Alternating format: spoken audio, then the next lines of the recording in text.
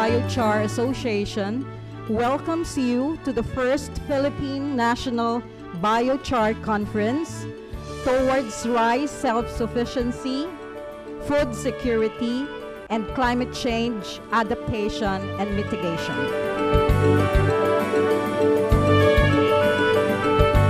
The goals of this conference and the goals of the Philippine Biochar Association are to raise awareness of the contributions of biochar in the drive towards rice self-sufficiency and food security, and to help farmers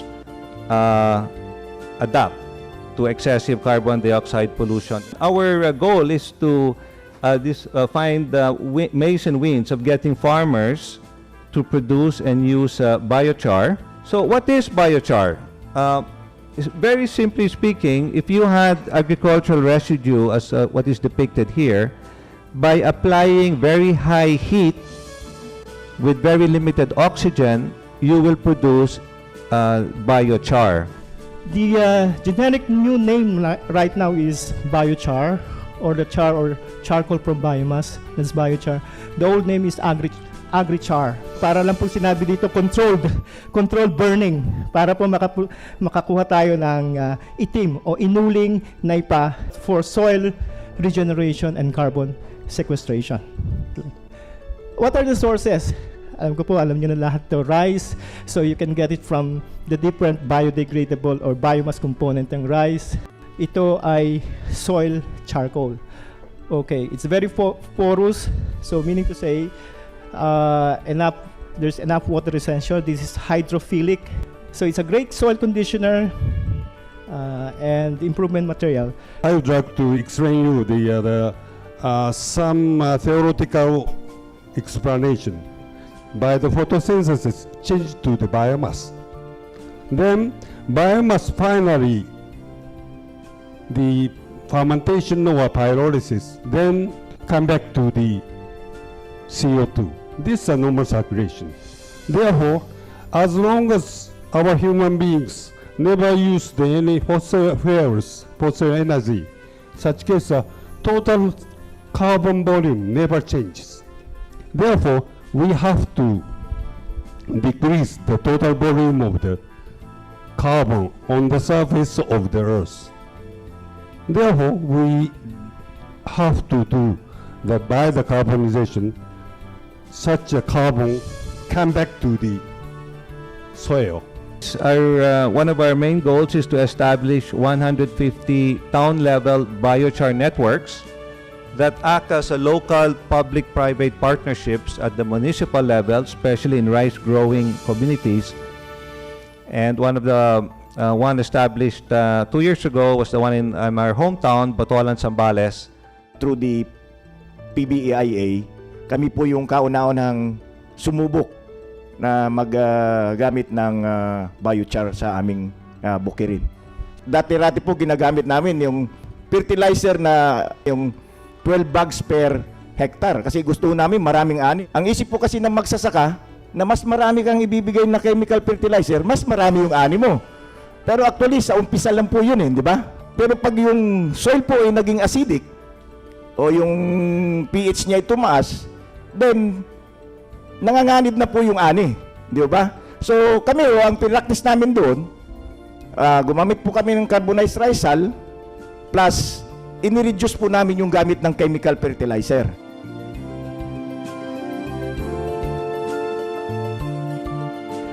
When you see the mechanism of carbonization, tatlo pong products palagi, solid, liquid, and gas.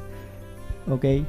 Yung solid, so that's the biochar or carbonized rice husk. Yung gas, dalawang component po, yung condensable, yung nagiging moisture na tinatawag nating smoke vinegar. Concern nga noon, nakikita niyo yung picture sa baba, yung usok.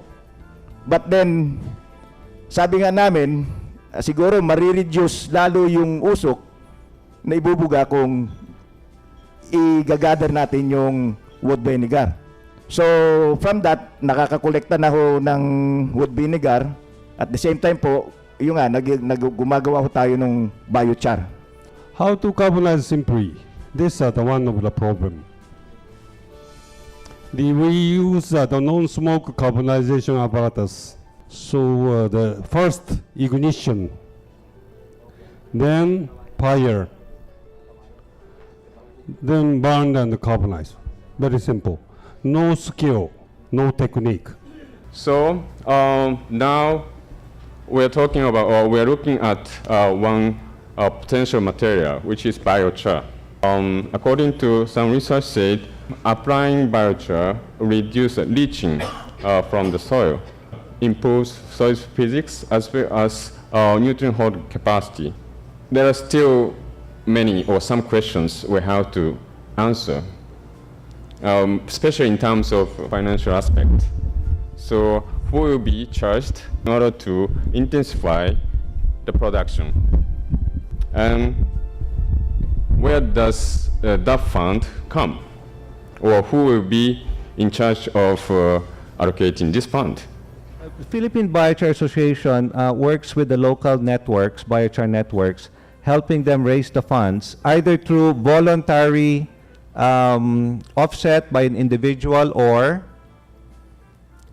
for corporate social responsibility. Kami po mga magsasaka na walang kakayahan para bumili po nito, paano na po kaya namin ma-attain o makuha yan kung wala pong pera yung samahan? Pero sa tulong po ng PBiA and sa ibang resources ng aming asosasyon, ayan po yung nabili namin. Ito po ang isang magandang pangyayari sa aming buhay. Maraming salamat muli sa mga Botolan Irrigators Association. Kami po sa aming bureau ay nakadevelop na po, nakagawa na po ng iba't ibang equipment o instrumento o makinarya, no, para maisagawa natin yung paggawa ng biochar. Bukod po doon, nagawa na rin po namin na i-integrate, no, yung biochar production sa solid waste management. DMS production of biouling from abandoned biomass for household fuel in rural and urban households was designed to counter the impact of climate change in general and to address the energy crisis and farm productivity, solid waste management, and forest conservation in particular. The idea here is that building farmers' organization that would have the wherewithals to do enterprise organizing means very basic, for example, record keeping, hand-holding them to manage their enterprises, hand-holding them how to set up, for example, consolidation mechanisms for the rice produced so that they're able to negotiate very well, whether it's NFA or a private buyer, and so on and so forth. That at the end of the day, they will have the capacity to handle their own enterprises. That will result to better incomes and better viable undertakings. While we promote biochar as a key component, the whole idea of food security and rice self-sufficiency is a bit more complicated. It's not just increasing production, it includes, as someone said here, reducing post-harvest losses. It includes credit access. It includes the right price in the market. Many things. I just want to say that because I want to locate now the importance of biochar in relation to all this. And the key is, of course, the farmer. So, ang tanong ngayon who are they? What do they need? What is their appreciation of all this? No? Paano mo ko kumbinsihin pag hindi mo ma-argue beyond the technicality, the understanding, the advantage, the cost, benefit, and all that? Anong challenges if we decide to include this in the carbon market mechanisms?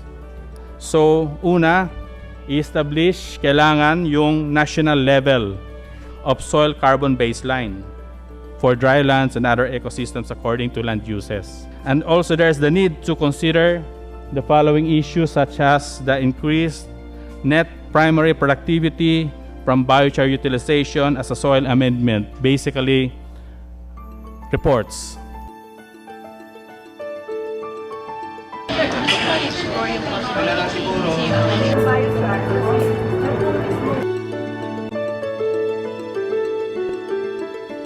Isang grupo sa food security Ang maglilid niyan si Tony De Castro.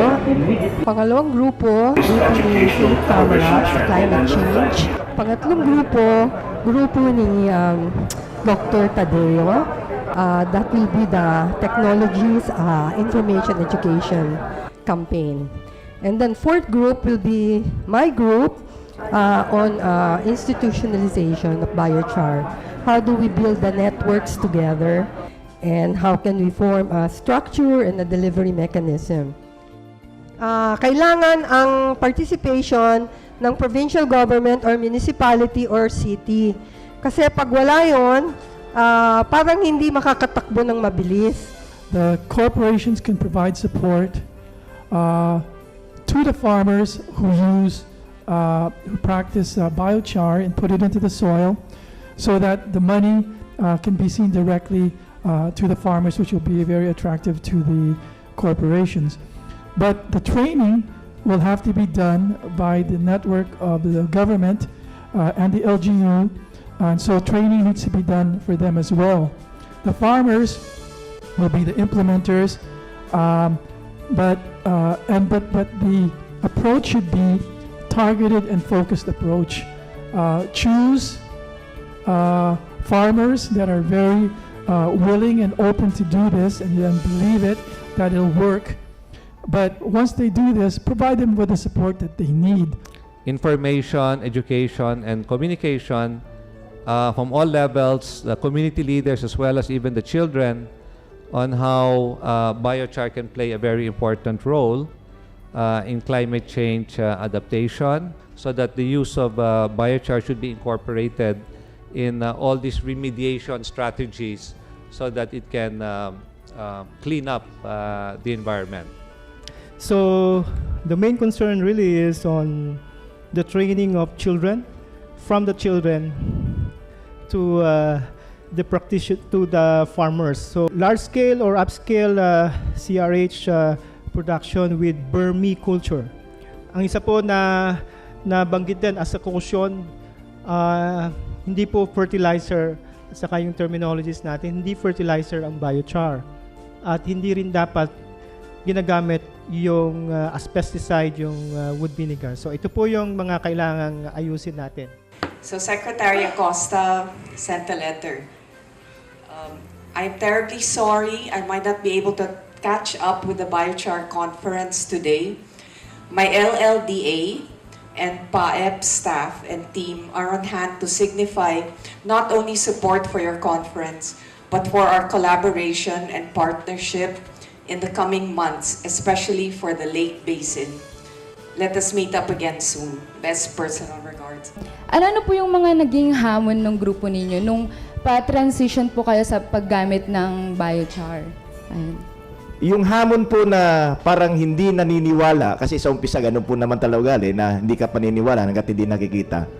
Yung pag-iisip po ng mga membro namin na tingnan namin kung maganda. Ang ginawa namin, mayroon na kami dairy farm, binibigyan na rin namin sila. So, nakita nila na may benepisyo kaming financial na nakukuha.